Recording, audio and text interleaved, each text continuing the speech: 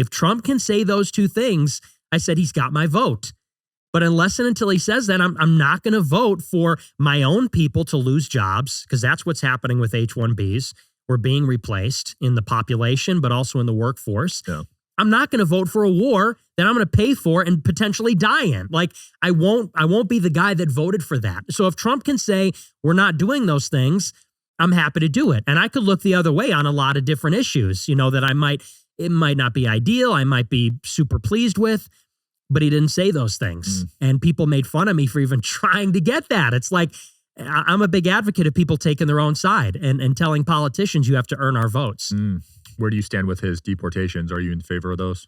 I'm in favor, but they're not. I mean, there's not enough, The flights aren't enough? No, I mean, because they had a self-deportation flight, first of its kind, last week.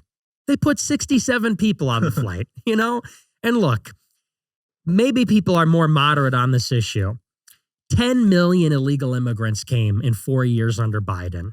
That's insane. We at least got to get those people out of the country. I mean, that's bigger than the size of the population of New York City. And these are economic migrants. These are refugees from Venezuela, from El Salvador, from India, we don't even know where they're from in many cases. Countries need borders. We can't have these people pouring in. This is the bare minimum.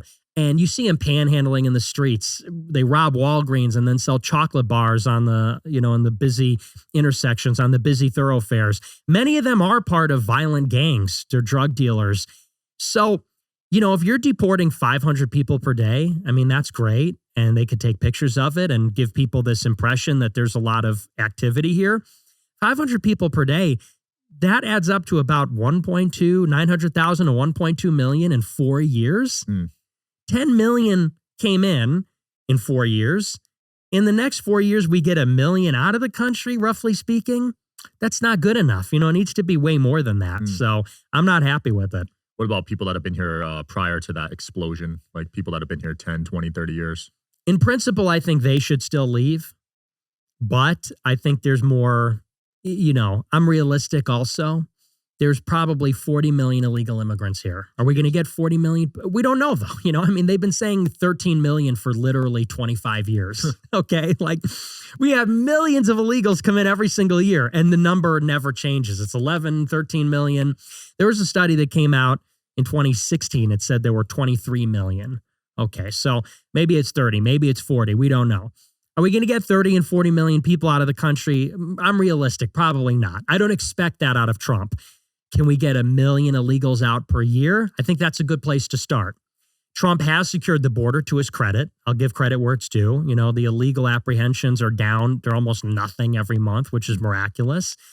But we need a border wall, and we need about 1 million deportations per year. And to me, that would be appropriate. You think they're going to release the Epstein stuff soon? I don't think it even exists. Really? I think it's been destroyed. Wow. Yeah, and they promised they were going to release those files, and they did this big photo op where they had those binders, Jack Posobiec and Scott Pressler and all those guys. They did this big social media summit. They went to the White House. They made a big show of it. And the binders contained documents that had already been declassified. So, it's really funny. During the election, they asked Trump, will you release the Epstein files? Yeah. And he faltered on that. They did this one interview. It was very rapid fire. They said, will you declassify JFK? Yes. 9/11? Yes. Epstein? Yes. Well, and it was literally that obvious. And I'm like, are people watching this? Like, is that not the cat that ate the canary? Like, 9/11, absolutely. Well, and he said specifically on Epstein, he said, well, some people might be in there that are innocent. Okay, so who are we talking about there? Who might be in there that's innocent? I wonder who was on those flight logs. So I think they destroyed it. I think if there was any evidence, it doesn't exist anymore. Who knows what jurisdiction it's in? Does the FBI have it? Does New York have it? I mean, who even knows at this point? And they've been saying they're going to put this stuff out there. I think that's the one thing they're not going to touch because it's just too proximate. They'll do JFK to an extent because it was 60 years ago. Maybe they'll do 9/11 to an extent. It was 25 years ago. Epstein killed himself in Trump's first term. And he implicated many people that are still alive. Right. The people implicated in JFK are all dead. And many of the people implicated in 9/11 are dead. Not all of them, but a lot of them are. And still, it's a quarter of a century ago at this point. But the Epstein files, I mean, that implicates people that are alive now and kind of lays bare the whole institutional corruption. So I don't think they're ever going to put that stuff out there. I think there's something weird with that one. Just look at the body language of Dan and Cash on that interview. It's like really concerning to me. Well, and the switch up is incredible. I mean, they built their media people. They built a media career saying, we're going to blow up the FBI, you know, metaphorically speaking, of course. We're going to fire everybody. We're going to get everybody out of the J. Edgar Hoover building. We're going to release those Epstein files. And then they look like they're being held at gunpoint. It's almost like they're sweating, saying, no, he definitely killed himself. He definitely killed himself, and everyone's going to see that. I don't know. I don't trust that, even for a second. It makes you really think who's pulling the strings. Well, and it makes you think, how possible is it to even achieve reform? You elect Trump, you appoint these ostensible outsiders like Kash Patel, who barely got through confirmation. These are supposed to be, you know, here we go. These are the good guys. This is the A-team. This is the golden era. Kash Patel and Dan Bongino from Fox News. I mean, it's like, why don't you send in like Mark Levin while you're at it? Why don't you send in like, you know, Michael Savage and Alex Jones or something? You know, so it's not, in other words, in his first term, you had Bill Barr. Okay, Bill Barr worked for George Bush. I don't have too much confidence in him.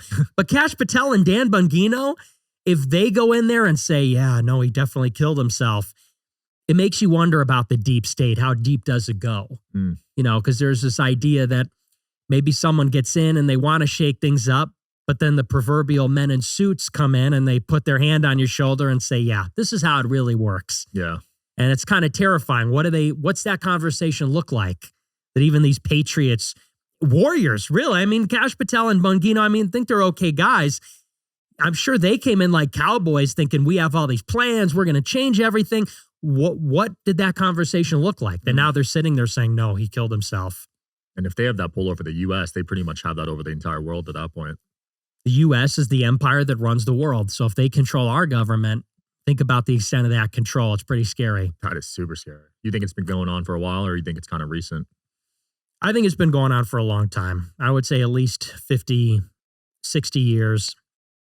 I mean, this all goes back to World War II. There's a World War II, post-World War II order. That's where all these intelligence agencies came from. And, you know, you could say maybe there was this period between, let's say, 48 and 63 when this was being contested. You know, Dwight Eisenhower said, beware of the military-industrial complex. And JFK tried to make reform at the CIA. And the government wasn't absolutely pro-Israel. And so you could see there was maybe a time when there was a battle happening for American sovereignty. But let's say that battle ended sometime around the mid-60s. If I were to pinpoint it, I would say that's when we really lost control over the country. Now these intelligence agencies have so much power. Now they're working with universities. Harvard's getting exposed right now. I'm sure you've seen that. Right. That stuff's crazy. Well, I mean, in the case of Harvard, I actually am in support of Harvard. Really? I am. I got to hear this. Well, I mean, let's be honest. The reason they're coming after Harvard is because that was the hotspot for all these anti-Israel protests in 2023. That's where all this started. Nobody had a problem with Harvard in the first term. Nobody had a problem with Harvard up until October 7th. What happened after October 7th is a bunch of these students for justice in Palestine, you know, one of these pro-Palestine groups, they put out an open letter, and they said that October 7th was basically, and this is them, not me, because I don't think October 7th was justified, but this is what a bunch of left-wing students published. They said that October 7th was effectively justified because this was the long-awaited comeuppance for the Israelis who were treating Gaza like a concentration camp. So they said that Israel was to blame for October 7th. This is very controversial. Wherever you guys are watching this show, I would truly appreciate it if you follow or subscribe. It helps a lot with the algorithm. It helps us get bigger and better guests, and it helps us grow the team. Truly means a lot. Thank you guys for supporting, and here's the episode.